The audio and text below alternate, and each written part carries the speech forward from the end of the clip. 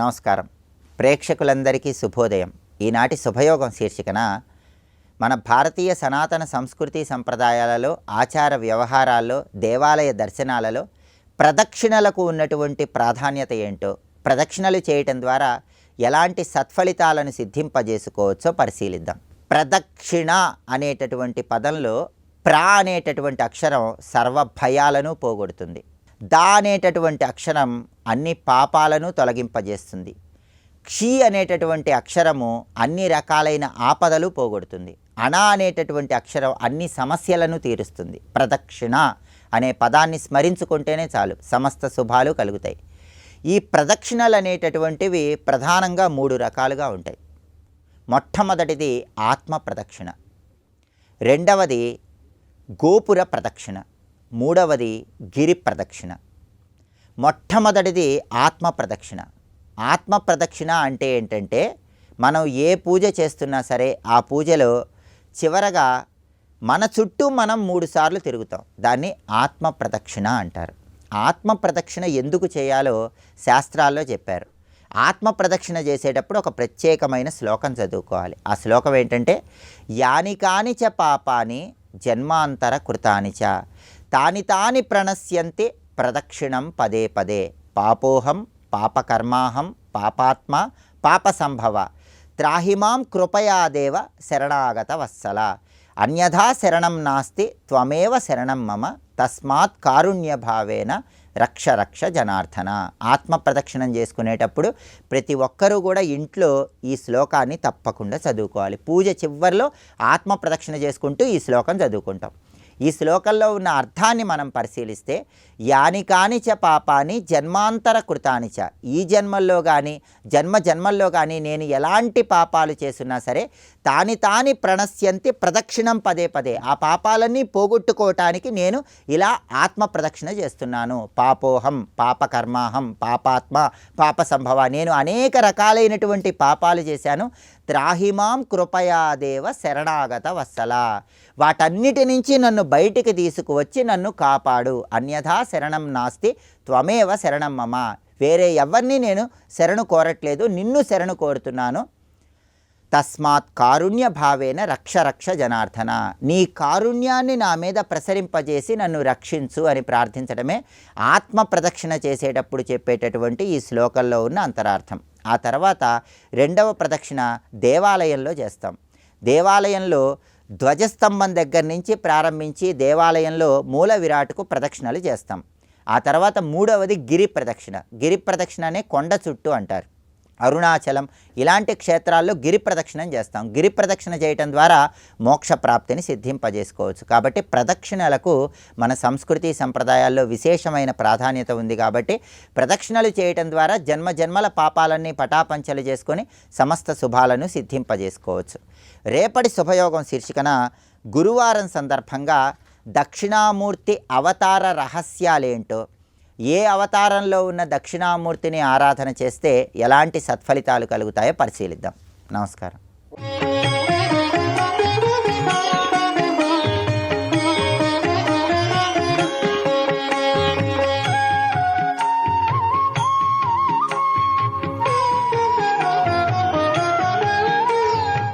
కామాక్షమ్మని చూస్తే ఆవిడ ఇలా వంగుంటుందని కాస్త గమనించండి. ఇక్కడ అంటే భక్తుడి కోసం చేరదీయడం కోసం వంగినట్టు కనబడుతుందట.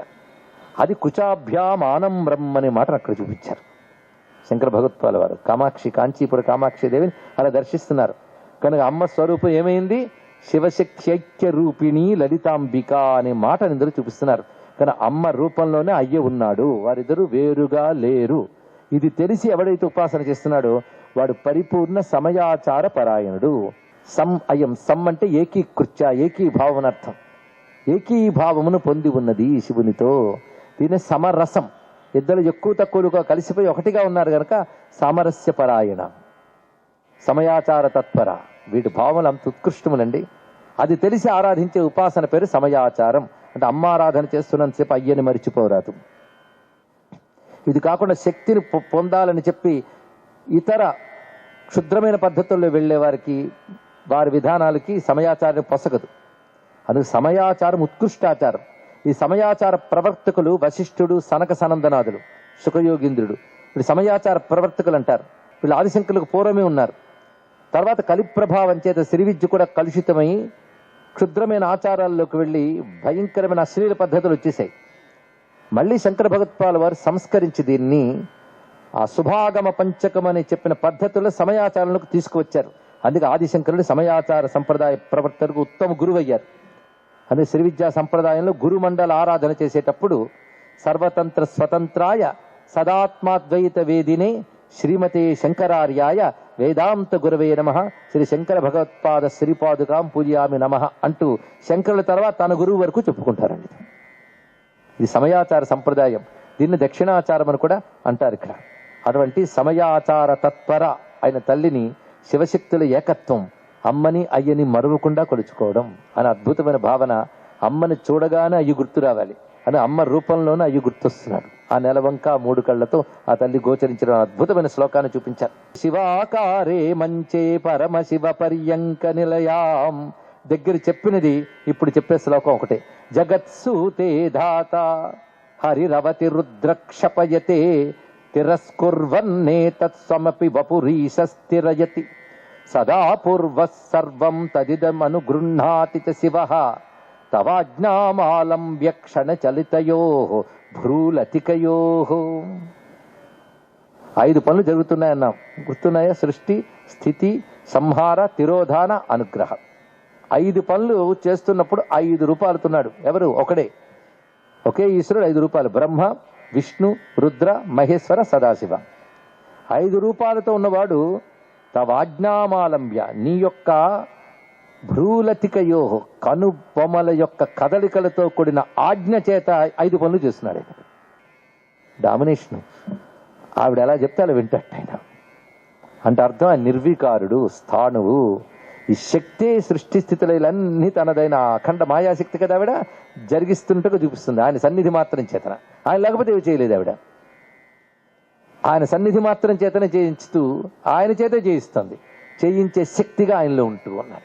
చేయించే శక్తిగా ఆయనలో ఉంటూ చేయిస్తుంది కనుక ఆజ్ఞాశక్తి. భ్రూలతికయోహో తవాజ్ఞామాలంబ్య అని చెప్పడంలో కనుబొమలని లతల కదలికలతో 5 పనులు చేయిస్తోంది ఆ తల్లి. కనుక ఆ తల్లిని పట్టుకుంటే అటు ఇటు మార్చగలదు ఏదైనా. ఆవిడకి ఆ శక్తి ఉన్నది. లేదంటే ఈశ్వరుడు 5 రూపాయలతో మారుస్తాడంటే ఈవిడ ఆజ్ఞ ప్రకారం మారుస్తాడు. కనుక ఈవిడిని మనం ప్రసన్నం చేసుకుంటే ఏ మార్పు అయినా ఆయన చేయించగలదు.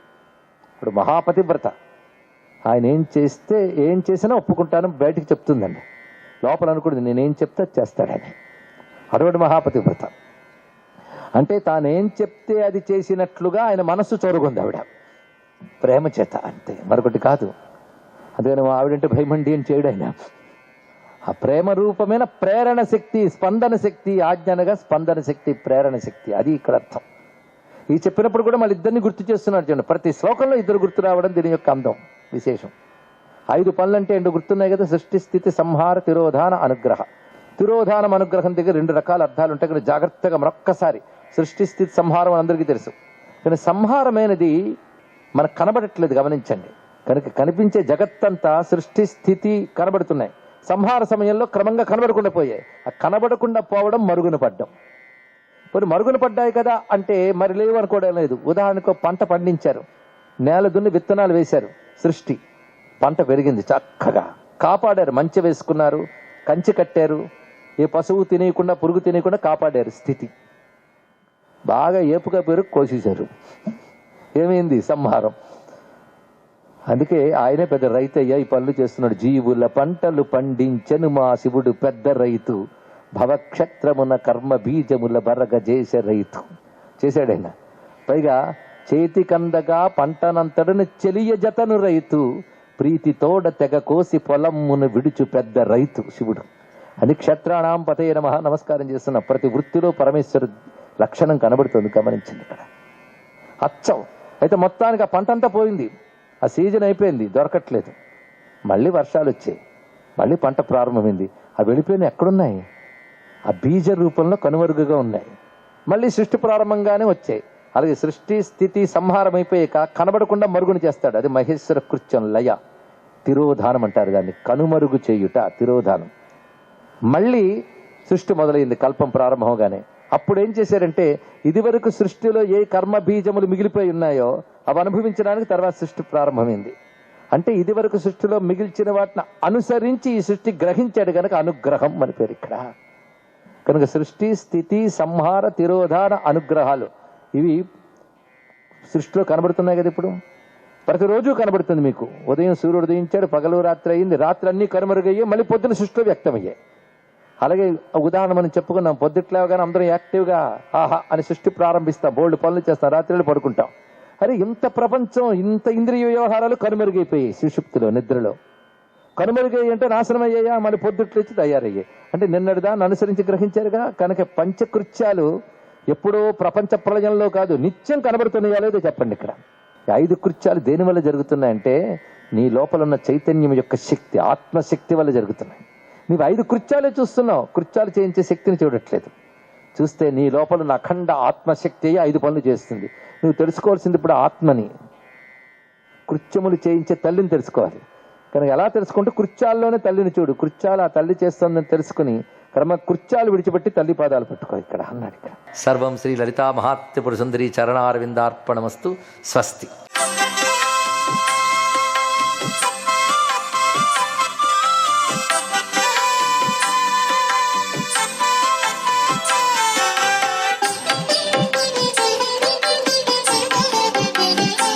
ఓం నమో నారాయణాయ. ఓం నమః శివాయ. శ్రీమాత్రే నమః. దీపం జ్యోతి పరబ్రహ్మం దీపం సర్వతమోహరం దీపేన సాధ్యతే సర్వం దీపలక్ష్మీ నమోస్తుతే అన్నారు.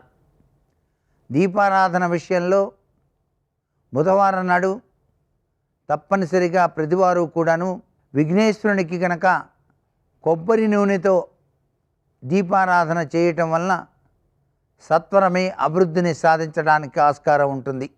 కొబ్బరి నూనె సర్వవిధ శ్రేయోదాయకవంతమైన ప్రభావాన్ని బుధవారం నాడు ఇస్తుంది.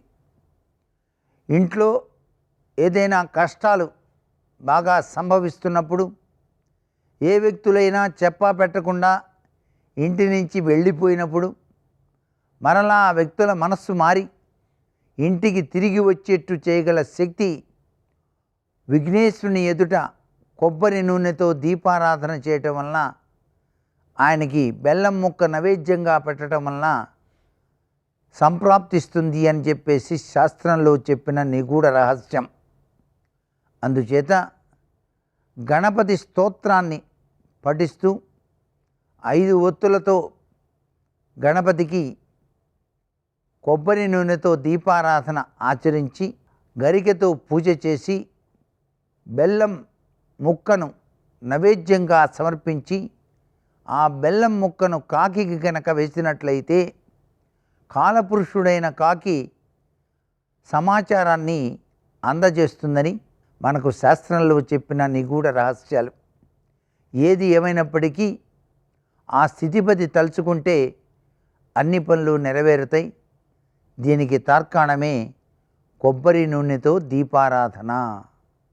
కొబ్బరి నూనెతో దీపారాధన ఆచరించినటువంటి వ్యక్తికి అభీష్టములు సిద్ధింపచేస్తాడు ఆ గణేశుడు. బుధాదిత్య యోగరీత్యా బుధవారం నాడు. బుధవారం గణపతికి ప్రీతికరమైనది. అంతేకాకుండా గుడికి వెళ్ళినప్పుడు బుధవారం నాడు అక్కడ 9 ప్రదక్షిణాలు చేసి 21 గుంజీలు తీసి కొబ్బరి నూనెతో దీపారాధన ఆచరించి బెల్లం ముక్కతో పాటుగా 21 ఉండ్రాళ్ళు నైవేద్యంగా సమర్పించి 10 మందికి కనుక పంచినట్లయితే విశిష్టవంతమైనటువంటి అభివృద్ధి కలగటానికి కూడా ఆస్కారం అత్యధికంగా ఉంటుంది అని చెప్పేసి మనకు శాస్త్రంలో చెప్పినటువంటి రహస్యాలు. ఏది ఏమైనప్పటికీ కూడాను గణపతి ఆరాధన విశిష్టవంతమైన ప్రభావాన్ని ప్రతి ఒక్కరికి కలిగిస్తుంది. ఆయన విద్యార్థుల పాలిట విద్యా గణపతి, నాట్యకారుల పాలిట నాట్య గణపతి.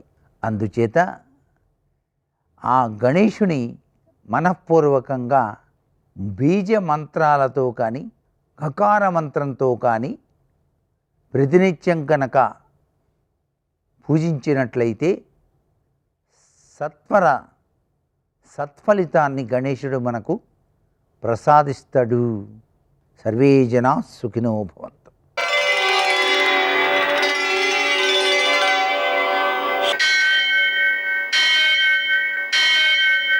సహస్రశీరుషం దేవం విశ్వాక్షం విశ్వశంభువం విశ్వం నారాయణం దేవమక్షరం పరమం పదం విశ్వతః పరమాం నిత్యం విశ్వం నారాయణగుం హరిం విశ్వమేవేదం పురుషస్తద్విశ్వముపజీవతి పతిం విశ్వస్యాత్మేశ్వరగుం శాశ్వతగుం శివమచ్యుతం నారాయణం మహాజ్ఞేయం విశ్వాత్మానం పరాయణం. శౌర్యమథేందురింద్ర పదవీ సన్మంగళం మంగళం. ఆపదామపహర్తారం దాతారం సర్వసంపదాం లోకాభిరామం శ్రీరామం మోక్షదంతం నమామ్యహం. నేటి కాలమాన విశేషాలను గమనిద్దాం.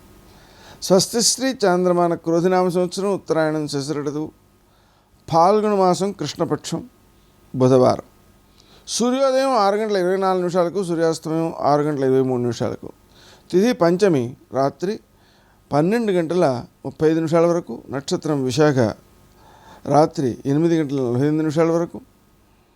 వర్జం రాత్రి 1:15 నుంచి 3:01 వరకు. దుర్ముహూర్తం మధ్యాహ్నం 12 గంటల నుంచి 12:47 వరకు. అమృతకాలం ఉదయం 10:55 నుంచి 12:42 వరకు. రాహుకాలం బుధవారం కాబట్టి మధ్యాహ్నం 12 నుంచి 1:30 వరకు. అష్టకవర్గు రీత్యా శుభప్రదమైన సమయం ఉదయం 7 గంటలకి. నేటి విశేషం బుధవారం రామచంద్రుడిని పూజ చేయడం, బాలరామాయణం పారాయణ చేసుకోవడం, పిల్లల చేత పారాయణ చేయించడం, హయగ్రీవుడిని పూజించడం, హయగ్రీవుడికి పెసలతో చేసినటువంటి పాయసాన్ని నివేదన చేయడం, ప్రసాదంగా పంచడం మొదలైన చేయడం ద్వారా వ్యక్తిలో జ్ఞానము వృద్ధి చెందుతుంది. జ్ఞానమును సద్వినియోగం చేసే శక్తి పెరుగుతుంది. తద్వారా విద్య, బుద్ధి కుశలత ధార్మికమైన మార్గంలో నడుస్తాయి. అందుకని మన పిల్లల చేత ఆచరింపజేయడం చాలా ముఖ్యం. నేటి ఆణిమిత్యాలు.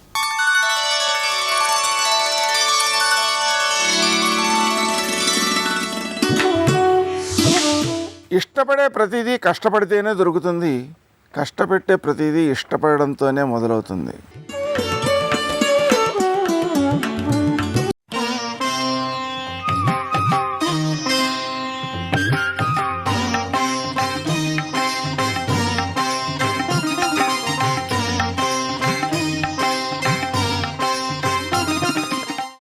జలధరదేహు నాజాను చతుర్బాహు సరసీరు హక్షు విశాల వక్షు చారు గదా శంఖచక్ర పద్మ విలాసు కంఠ కౌస్తుభమణి కాంతిభాను కమనీయ కటిసూత్ర కంకణ కేయూర శ్రీవత్సలంచనంచిత విహారు అని పోతన గారు వర్ణించినట్టుగా అద్భుతమైనటువంటి స్వరూపం. అది చూసి ఆ పిల్ల మోహించింది. అబ్బాయి ఎంత అందగాడు, ఇప్పుడు గభాల్ని ఏమైనా మాట్లాడతాడేమో. ఈయన గాని మాట్లాడా మా నాన్నకి వినపడుతుంది. జాంబవంతుడు మహాబలవంతుడు, వస్తే చంపేస్తాడు ఇతన్ని. ఆ పిల్లకి తెలియదు పాపం. చూడగానే ఆయన్ని ఆ ముగ్ధమోహన స్వరూపాన్ని చూసి మోహించి శమంతకమణి వంక చూస్తున్నాడు కృష్ణుడు. ఆయనకి చెప్పినట్టుగా ఈ శమంతకమణి ఇక్కడికి ఎలా వచ్చిందో తెలుసా, నువ్వు దీనికోసమే వచ్చి ఉంటావు, ఇది ఎలా వచ్చిందో చెప్తాను విను, తెచ్చినవాడు సామాన్యుడు కాడు, ఇక్కడ ఉండక వెళ్ళిపో, ఇంత కోమలమైన శరీరాన్ని మా నాన్న వచ్చి యుద్ధం చేసి చంపుతాడేమో, అదే ఆవిడ బెంగ. అందుకని ఏడుస్తున్న పిల్లవాడికి ఊయల ఊపుతూ పాడుతూ చెప్పినట్టుగా చెప్పింది ఆవిడంది. సింహ ప్రసేనమవధీహి సింహో జాంబవతాహత సుకుమార కమారోధీహి తవ హ్యేషా స్యవంతక అంది. వినాయక వ్రత కల్పంలో కథంతా చదవక్కర్లేదు, ఈ ఒక్క శ్లోకమే చదువుకున్నా చాలు. ఇదొకటే చదవమని చెప్పారు. ఎందుకనంటే ఆవిడ చెప్పింది సింహ ప్రసేనమవధీహి, సింహం ప్రసేనుణ్ణి చంపింది. సింహో జాంబవతాహత, ఆ సింహాన్ని జాంబవంతుడు చంపాడు. సుకుమార కమారోధీహి, సుకుమారక అంటే ఓ పిల్లవాడా ఏడవకు, తవ హ్యేష శమంతక, ఈ శమంతకమని నీకోసమే తెచ్చాడు మీ నాన్న జాంబవంతుడు. ఈ పిల్ల జాంబవతి.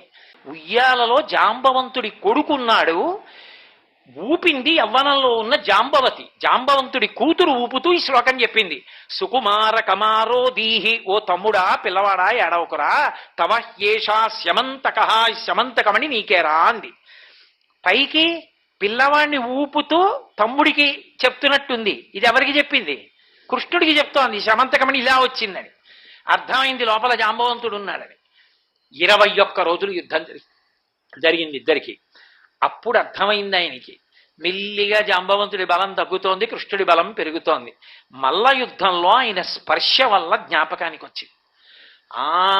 చిరంజీవిత్వాన్ని ఇచ్చాడు. రామావతార పరిసమాప్తి చేస్తూ 5 వానరులకు ఇచ్చాడు. 5 వానరాల్లో నేను ఒకడిని, జాంబవంతుడు కూడా ఒకడు. బ్రహ్మగారి అంశతో పుట్టినవాడు, దీర్ఘాయుష్మంతుడు, చిరంజీవి. ఆ రోజులలో త్రేతాయుగంలో కోరుకున్నాను, ఒక్కసారి రాముణ్ణి కౌగిలించుకుంటే బాగుండని. ఎందుకంటే ఆయన రూపం అలా ఉంటుంది. పుంసామోహర రూపాయ పుణ్యశ్లోకాయ మంగళం. పురుషులు మోహిస్తారు ఆయన్ని. కానీ అడిగితే బాగుండదని ఊరుకున్నాను. కానీ నా మనసులో కోరిక కనిపెట్టాడు. ఇప్పుడు తీర్చడానికి 21 రోజుల కింద మీద బడి కలియబడ్డాం, కౌగిలించుకున్నాం. అర్థమైంది, ఆనాడు నన్ను అనుగ్రహించిన రాముడే కృష్ణుడిగా వచ్చాడని. మహానుభావ, నా బలం తగ్గిపోయింది, నాకు అర్థమైంది నువ్వు రామచంద్ర ప్రభువే అని. వెంటనే శమంతకమణిని కృష్ణ భగవానుడికి జాంబవతిని కూడా ఇచ్చి పంపించాడు. అప్పుడు జాంబవతిని తీసుకుని ఇంటికి వచ్చాడు. కథ ఎందుకు అయిపోతుంది? సూర్యుడి మాట ఉంది ఏమని, అంతర్బహి శౌచములు లేనటువంటి వాళ్ళ యందు శమంతకమణి సక్రమంగా ఉండదు. కాబట్టి ఇప్పుడు నీలాపనిందలు పోగొట్టుకోవడానికి కృష్ణుడు తీసుకొచ్చి సత్రాజిత్తుకి ఇచ్చేశాడు. మహానుభావ, ఇదిగో నీ శమంతకమని, ఇప్పటికైనా నమ్ముతావా అని.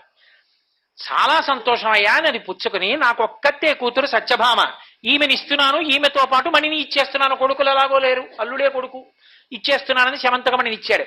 చాలు చాలు నాయన, ఒక్కసారి అడిగినందుకు ఇంత ఉపద్రవం వచ్చింది, మణి నీ దగ్గరే పెట్టుకో, ఎప్పటికో వస్తుందిగా, మాకు వారసత్వంలో వచ్చినప్పుడు చూద్దాం, ఇది నీ దగ్గర పెట్టుకో, భామ నాకు చాలని భామని స్వీకరించాడు. శమంతకమణి ఊరుకుంటుందా? సూర్యుడి మాట లేదు అక్కడ. ఈలోగా పాండవులు లక్క ఇంట్లో కాలిపోయారు అని వార్త వచ్చింది. కృష్ణుడికి తెలియదు వాళ్ళు బతికున్నారని, తెలుసు. అయినా బాహ్యంలో ధృతరాష్ట్రుణ్ణి ఓదార్చడానికి వెళ్ళినట్టు హస్తినాపురానికి వెళ్ళాడు. ఈయన ధృతరాష్ట్రుడి దగ్గరికి వెళ్ళిన సమయం చూసి 3 సమావేశమయ్యారు. అక్రూరుడు, శతధన్వుడు, కృతవర్మ. వీళ్ళు 3 యాదవులు. వీళ్ళు 3 సత్యభామని అడిగారు, సత్రాజిత్తుని మాకిచ్చి పెళ్లి చేయమని అడిగారు 3. అప్పటికి ఆయన కృష్ణుడు, శమంతకమణి ఇవన్నీ వస్తాయనుకోలేదు. మీ 3లో ఎవరో వాళ్ళకి తప్పకుండా ఇస్తారేవో అంటుండేవాడు. 3 అలా నోరు తెరిచి కూర్చున్నారు, మనకి ఎవరికో వాళ్ళకి ఇస్తాడులే. అకస్మాత్తుగా శమంతకమణి ఈ అల్లరంతా జరిగి కృష్ణుడు తెచ్చి శమంతకమణి ఇవ్వడంతో సత్యభామని కృష్ణుడికి ఇచ్చి చేసేశాడు. వీళ్ళు 3 శత్రువులయ్యారు. మనకిస్తానన్న పిల్లని మన 3లో ఎవరికో ఒకళ్ళకి ఇవ్వలేదు. ఇవ్వకుండా తీసుకెళ్లి కృష్ణుడికి ఇచ్చాడు. ఇంతటి మహాభక్తుడు అక్రూరుడు గాంధిని యొక్క కుమారుడు. ఏం మాటలు కాదు. ఎందుకంటే గాంధిని పుట్టినప్పుడు కాశీరాజు గారి భార్యకి పుట్టింది ఆవిడ. పుట్టినప్పుడు ఆవిడ బయటికి రాలా. బయటికి రాకపోతే తండ్రి ఇల్లు అడిగాడు, అమ్మాయి అన్నాళ్ళకి బయటికి రావేమమ్మా, 12 నెలలు అయిపోయాయి కదా అన్నాడు. అంటే నాన్న, ఒక ఏడాది పాటు రోజు ఓ గోవును దానం చేయి, అప్పుడు బయటకు వస్తానండి. అలా దానం చేస్తే బయటకు వచ్చింది కాబట్టి, గోదానం వల్ల పుట్టిన పిల్ల కాబట్టి గాంధిని అని పేరెట్టాడు తండ్రి. ఆమెకి పుట్టిన కొడుకు అక్రూరుడు. అందుకని మహాభక్తుడు పుట్టుక చేత. సర్వం శ్రీ ఉమామహేశ్వర పరబ్రహ్మార్పణమస్తు. స్వస్తి.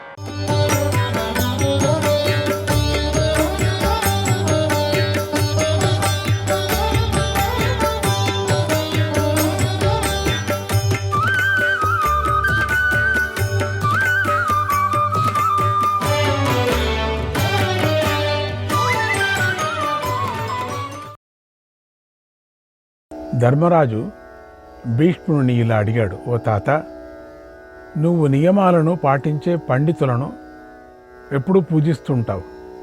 దీనికోసం నువ్వు ఎలా చేస్తున్నావు, ఇలా ఎందుకు చేస్తున్నావు అని. పండితులను గౌరవించడం వల్ల భవిష్యత్తులో నీకు ఏ శుభం కలుగుతుంది? నాకు ఈ విషయం ఆశ్చర్యంగా ఉంది, చెప్పు అని అడిగాడు. భీష్ముడు ఇలా చెప్తున్నాడు, ఓ రాజా, శ్రీకృష్ణుడు మహాబుద్ధివంతుడు, నియమవంతుడు. పండితులను గౌరవించటం వల్ల భవిష్యత్తులో లభించే మేలు గూర్చి ఆయనే పూర్తిగా చెబుతాడు. నా బలం వాక్కు, చెవులు, మనస్సు, నేత్రాలు, విజ్ఞానం అన్నీ నాకు ఈ మాటే చెబుతున్నాయి. నేను అతి కొద్ది కాలంలోనే నా శరీరాన్ని విడిచిపెడతాను. ఈరోజు సూర్యుడు ఎందుకో వేగంగా ముందుకు నడవడం లేదు. ఓ ధర్మరాజా, పురాణాల్లో చెప్పిన గొప్ప ధర్మాలను విప్రులు, క్షత్రియులు, వైశ్యులు, చతుర్థులు ఉపాసించే ధర్మాలను నేను నీకు చెప్పాను. మిగిలిన వాటిని నువ్వు శ్రీకృష్ణుడి నుండి విను. నాకు శ్రీకృష్ణుడి యథార్థతత్వం తెలుసు. ఈయనెవరో, ఈయన ప్రాచీనమైన బలమెంతటితో తెలుసు. ఈయన ఎంతగా కొలతక అందని మహాత్ముడో కూడా తెలుసు. ఈయనే నీ సమస్త సందేహాలు తీరుస్తాడు. శ్రీకృష్ణుడే పూర్వం భూమిని, ఆకాశాన్ని, స్వర్గాన్ని సృష్టించాడు. ఈ కృష్ణుని దేహం నుండే భూమి పుట్టింది. ఈయనే భీమబలుడైనటువంటి ఆది వరాహస్వామి. ఈ కృష్ణుడే పూర్వము పర్వతాలను, దిక్కులను సృష్టించాడు. ఈయన క్రిందనే అంతరిక్షం, స్వర్గము, 4 దిక్కులు, 4 విదిక్కులు ఉన్నాయి. ఈయనతోనే ఈ సమస్త సృష్టి చేయబడింది. అతి ప్రాచీనమైన ఈ విశ్వాన్ని ఈయనే నిర్మించాడు. ఓ ధర్మరాజా, పూర్వము ఈయన నాభి నుండే పద్మం పుట్టింది. దాని నుంచే బ్రహ్మదేవుడు పుట్టాడు. ఈ కృష్ణుడు ఘోరాంధకారాన్ని నాశనం చేసేవాడు. ఈ చీకటి సముద్రం ఆవలి వరకు, ఆ చీకటి సముద్రం ఆవలి వరకు వ్యాపించుండేది. దాన్ని కృష్ణుడు నాశనం చేశాడు. కృతయుగంలో ధర్మం పరిపూర్ణంగా ఉంది. త్రేతాయుగంలో అది పూర్ణజ్ఞాన రూపంలో ఉంది. ద్వాపర యుగంలో ధర్మబలం అంతా కృష్ణ రూపంలో ఉంది. కలియుగంలో మాత్రం అధర్మమే భూమి మీద ఉండబోతుంది. ఓ ధర్మరాజా, పూర్వం ఈ కృష్ణుడే దైత్యులను అందరినీ చంపాడు. ఈయనే రాక్షసులకు బలిచక్రవర్తిగా ఉన్నాడు. ఈయనే సమస్త ప్రాణి రక్షకుడు. ఇది నిజం. ఈయనే విశ్వానికి ఆత్మరక్షకుడు. యదా ధర్మో గ్లాతి వంశే సురాణాం, యదా ధర్మో గ్లాతి వంశే సురాణాం, తథా కృష్ణో జాయతే మానుషేషు, తథా కృష్ణో జాయతే మానుషేషు. ధర్మే స్థిత్వా సతు వై భావితాత్మ, పరాంశ్చ లోకాన పరాంశ్చ పాతి, పరాంశ్చ లోకాన పరాంశ్చ పాతి. ధర్మం నశించినప్పుడు కృష్ణుడే దేవతల్లోనూ మనుష్యుల్లోనూ జన్మిస్తాడు. తాను ధర్మంగా ప్రవర్తిస్తూ ఆత్మవంతుడై పరాపరలోకాలను రక్షిస్తూ ఉంటాడు. ఓ రాజా, విడిచిపెట్టవలసిన దానిని కృష్ణుడు విడిచిపెడతాడు. అసురులను వధిస్తాడు. ఈయనే కార్యము కారణమై ఉన్నాడు. భూత భవిష్యత్ వర్తమాన రూపుడై ఉన్నాడు. రాహువు, చంద్రుడు, ఇంద్రుడు కూడా ఈయనే అయి ఉన్నాడు. ఈయనే విశ్వకర్త, విశ్వరూపుడు, విశ్వలయకర్త, విశ్వ విజేత. ఈయనే శివుడు. శూలాన్ని, రక్తంతో తడిచిన కపాలాన్ని ఈయనే పట్టుకున్నాడు. ఈయనే తన పనుల ద్వారా ప్రపంచ ప్రఖ్యాతిని పొందాడు. గంధర్వులు, అప్సరసులు, వివేకులు ఎల్లప్పుడూ వందలతో ఈయననే సేవిస్తారు. రాక్షసులు ఈయన వద్దనే సలహాలు తీసుకుంటూ ఉంటారు. ఈయనే ధనరక్షకుడు, విజేత. యజ్ఞంలో స్తుతి పాఠకులు ఈ కృష్ణుడినే స్తుతిస్తూ ఉంటారు. సామగాన కోవిదులు రతంతర సామాల ద్వారా కృష్ణుడినే స్తుతిస్తారు. విప్రులు కృష్ణుడినే వేదమంత్రాలతో స్తుతిస్తారు.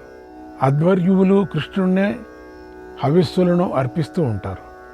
ఈయనే పూర్వం పురాతనమైన బ్రహ్మగుహలోకి ప్రవేశించాడు. భూమి లయమైనట్లుగా చూశాడు. ఈయనే శ్రేష్టమైన పనులు చేసేవాడు. ఈ కృష్ణుడే దైత్య దానవ నాగులను జయించి భూమిని ఉద్ధరించాడు.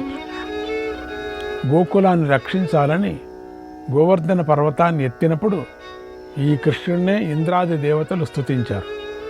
కృష్ణుడే సమస్త పశువులకు అధిపతి. కృష్ణుడే నానావిధ భక్ష్యాలు నైవేద్యం పెట్టబడతాయి. కృష్ణుడే రణరంగంలో వాహన రూపుడు. శాశ్వతుడైన ఈ కృష్ణుడి ఆధీనంలోనే అంతరిక్షము, భూమి, స్వర్గము ఉన్నాయి. ఈయనే కుండయందు రేతస్సును ఉంచి వశిష్ఠ మహర్షిని సృష్టించాడు. ఈయనే వాయుదేవుడు, ప్రభువు, అశ్వము, సర్వవ్యాపకుడు, సూర్యుడై ఉన్నాడు. ఆదిదేవుడైన ఈ కృష్ణుడి చేతనే సమస్త అసురులు జయించబడ్డారు. ఈయన పరాక్రమం వల్లే ముల్లోకాలు జయించబడ్డాయి. ఈ కృష్ణుడే దేవతల, మనుష్యుల, పితృదేవతల ఆత్మస్వరూపుడై ఉన్నాడు. యజ్ఞంలో పండితులైన వారు కృష్ణుడినే యజ్ఞమని పిలుస్తారు కూడా. కృష్ణుడే కాలాన్ని రాత్రింబవళ్లుగా, ఉత్తర దక్షిణ ఆయనాలుగా విభజించారు. కృష్ణుడి కిరణాలే పైన క్రింద అడ్డంగా ప్రకాశిస్తూ ఉంటాయి. కృష్ణుడే భూమిని ప్రకాశింపజేస్తూ ఉంటాడు. వేద పండితులైన విప్రులు ఈ కృష్ణుడినే సేవిస్తూ ఉంటారు. కృష్ణుడి కాంతి వల్లే సూర్యుడు ప్రకాశిస్తున్నాడు. యజ్ఞకర్తయే కృష్ణుడు కనుక ప్రతి మాసము యజ్ఞం చేస్తూ ఉంటాడు. ప్రతి యజ్ఞంలోనూ విప్రులు ఈ కృష్ణుడినే స్తుతిస్తూ ఉంటారు. కృష్ణుడే 3 నాభులు, 3 ధామలు, సప్తాశ్వాలు ఉన్న కాలచక్రాన్ని ధరించున్నాడు. ఓ ధర్మరాజా, కృష్ణుడు మహాతేజస్వి, సర్వవ్యాపకుడు, సర్వసహుడు. కృష్ణుడొక్కడే సమస్త లోకాలను నిలబెడతాడు. అందుచేత నువ్వు ఈ కృష్ణుడినే అంధకార నాశకుడిగా గ్రహించు. సమస్తానికి కర్త అని తెలుసుకో.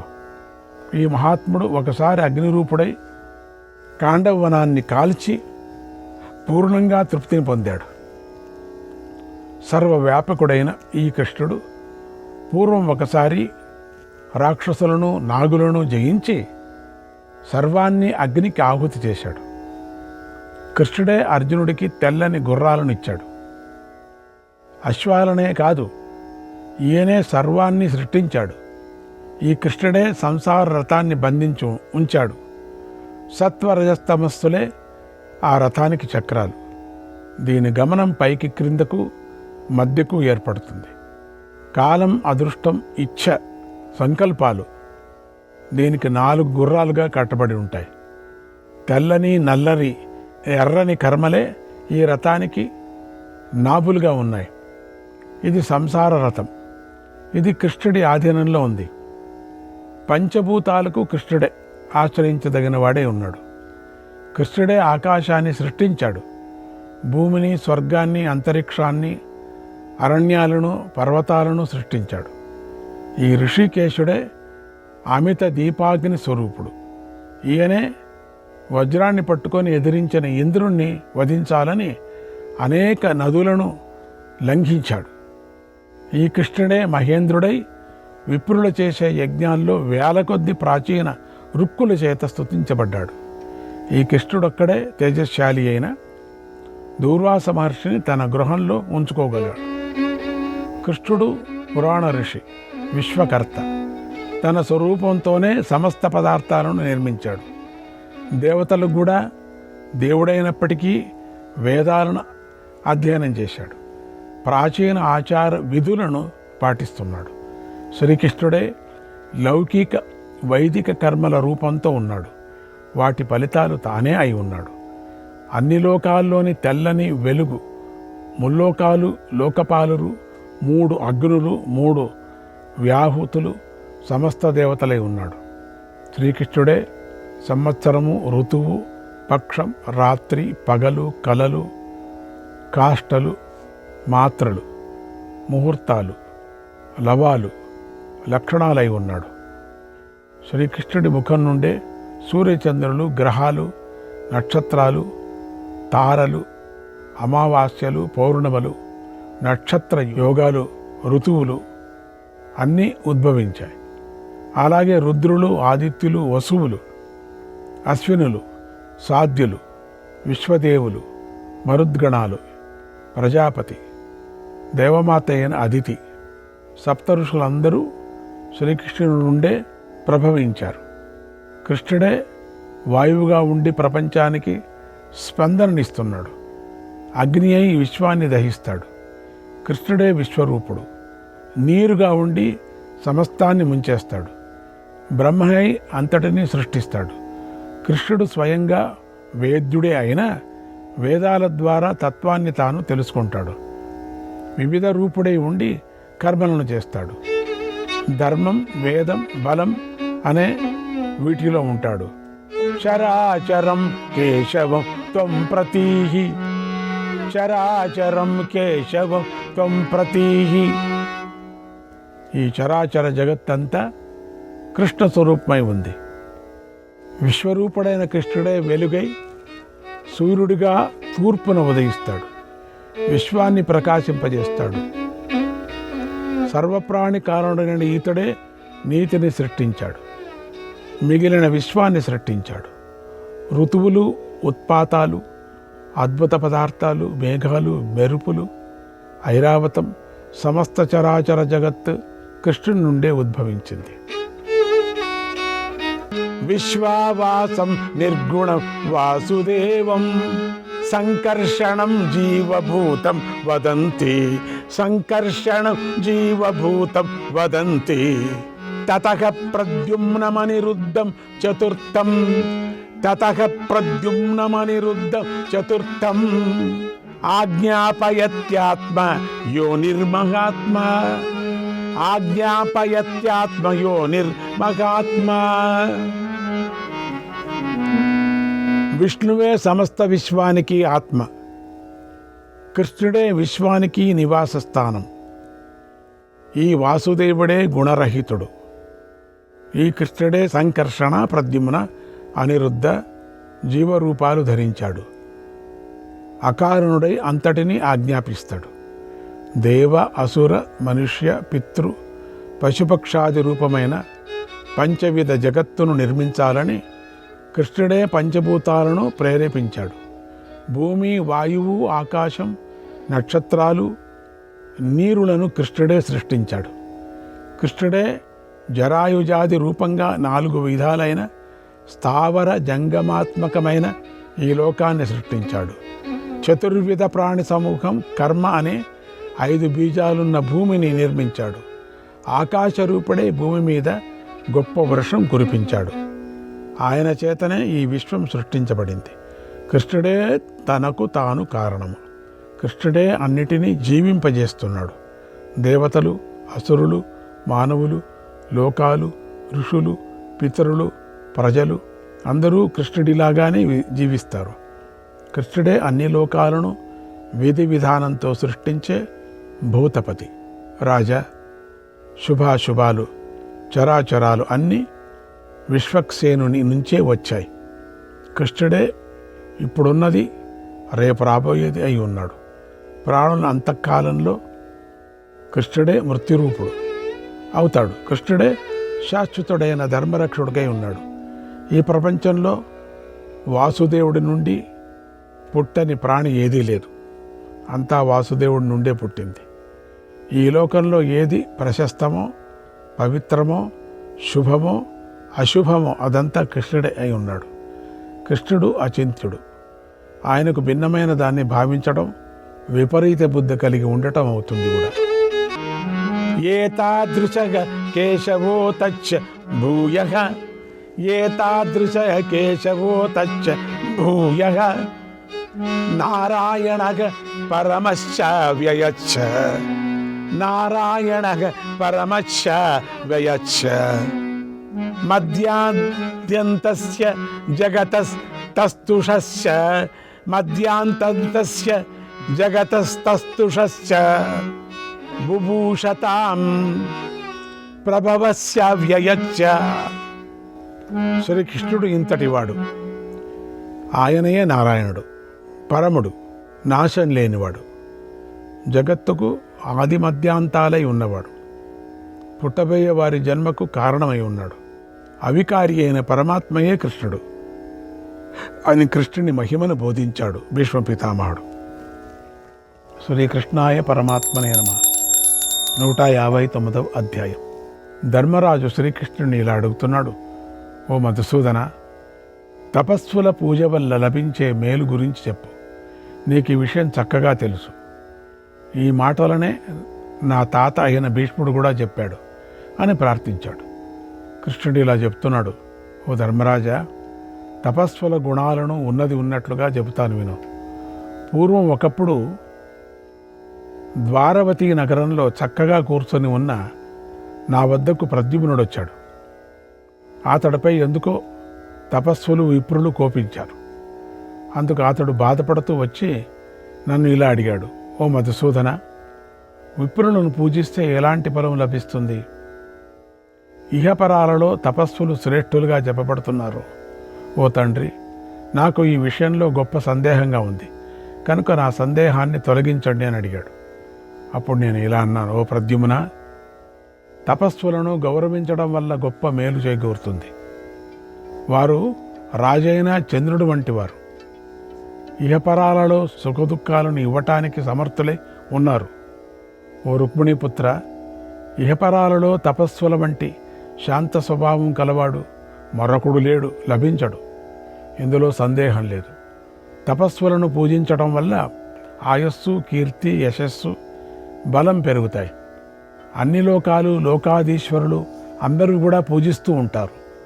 ధర్మార్థ కామాలు, మోక్షము, యశస్సు, లక్ష్మీ పూజ, రోగశాంతి, దేవపూజ, పితృపూజలు సమయాలలో మనం విప్రులను సంతోషపెట్టాలి.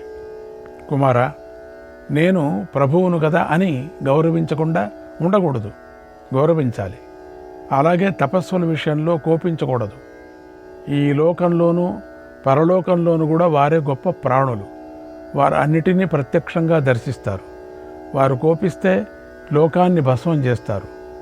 మంత్రబలంతో శక్తిని క్షీణింపజేస్తే చాలు, లోకం భస్మమైనట్లే. కొత్త లోకాలను, లోకపాలకులను కూడా సృష్టిస్తారు. వారు అంతటి శక్తిమంతులు. గొప్ప తేజోవంతులైన వారి గురించి తెలిసిన వారు వారి పట్ల వినయంతోనే ఉంటారు.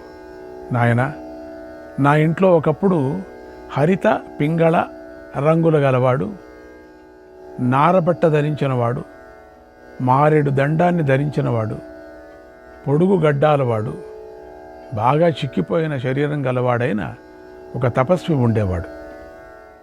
అతడు ఈ భూమి మీద బాగా పొడవైన వారి కంటే కూడా పొడుగు కూడా ఉంటాడు.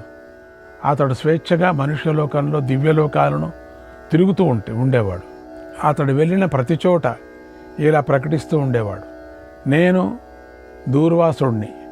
నన్ను సత్కరిస్తూ తన ఇంటిలో ఉంచుకునే శక్తి ఎవరికైనా ఉందా? నాకైతే కోపం ఎక్కువ. చిన్న అపకారం చేసినా నేను సహించలేను. ఎవరి మీదైనా సరే కోపిస్తాను. ఎవరు నాకు ఆశ్రయం ఇస్తారు? ఒకవేళ నన్ను ఎవడైనా అతిథిగా అంగీకరిస్తే అతడు నా విషయంలో ఎప్పుడూ కోపించకూడదు అని చెబుతూ ఉన్నాడు. ఆ మాటలు విని లోకంలో ఎవరూ అతడికి ఆశ్రయం ఇవ్వలేదు, అంతా తలుపులు వేసుకునేవాళ్ళట. అందువల్ల నేనే అతడిని నా ఇంట్లో ఉండమని ప్రార్థించాను. ఎక్కడా ఉండలేకపోయాడు. పైలోకంలో ఉండలేదు, కింద లోకంలో ఎవరూ రానివ్వలేదు. ఇంద్రుడు కూడా తలుపు వేసుకున్నాడట, వద్దులే నాయన అని. అందుకని నేను నా ఇంట్లో మాత్రం పెట్టుకున్నాను. ఇక ఆయన తన ప్రభావం ఇలా చూపించాడు నా మీద, ఇక ప్రారంభం చేశాడు నా మీద. ఒకసారి ఆయన 1000 మందికి సరిపడే ఆహారాన్ని ఒక్కడే తినేశాడు. ఏం చెప్పమంటావు? ఒకప్పుడు 1 ముద్ద అన్నం మాత్రమే తిన్నాడు. ఒకసారి బయటికి వెళ్ళిన వాడు మళ్ళీ ఇంటికి తిరిగి రాడు. శ్రీకృష్ణాయ పరమాత్మనే నమః.